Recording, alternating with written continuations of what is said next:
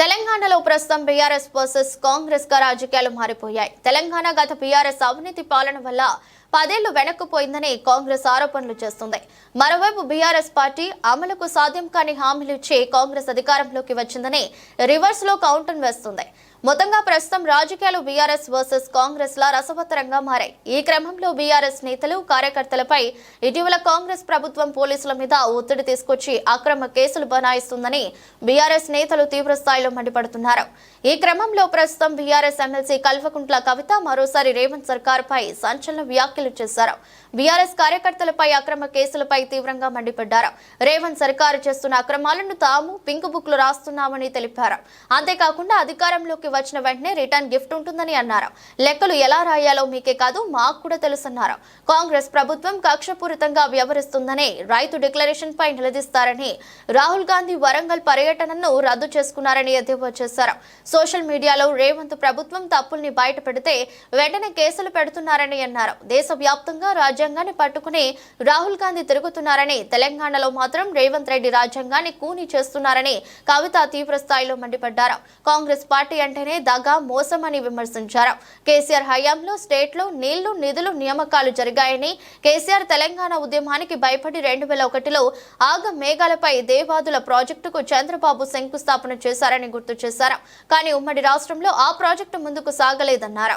తెలంగాణ వచ్చిన తర్వాత కేసీఆర్ దాన్ని పైలట్ ప్రాజెక్ట్ గా తీసుకుని దేవాదుల ప్రాజెక్ట్ పనులను చేయించారని, 95% పూర్తయిన సమ్మక్క సారక్క బ్యారేజీ పనులను కాంగ్రెస్ సర్కార్ ఇంకా పూర్తి చేయలేని స్థితిలో ఉందని ఎద్దేవా చేశారు.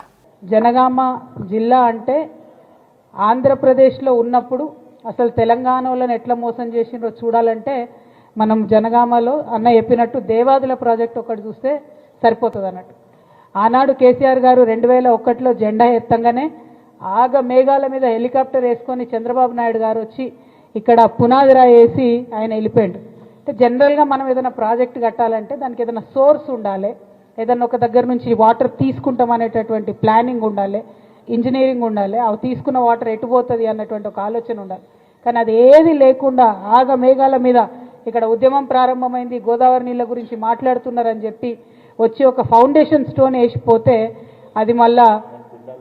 అది మళ్ళా ఎన్నో ఏండ్లకు కానీ కేసీఆర్ గారు తెలంగాణ రాష్ట్రం ఏర్పడ్డ తర్వాత దానికి వాటర్ సోర్స్ ఐడెంటిఫై చేసి, ఇందాక పెద్దన్న చెప్పినట్టు సమ్మక్క సారక్క బ్యారేజ్ నిర్మాణం దాదాపుగా 90% పూర్తయింది చేసి ఇప్పుడు నీళ్ళు ఇచ్చేటటువంటి పరిస్థితికి వచ్చింది.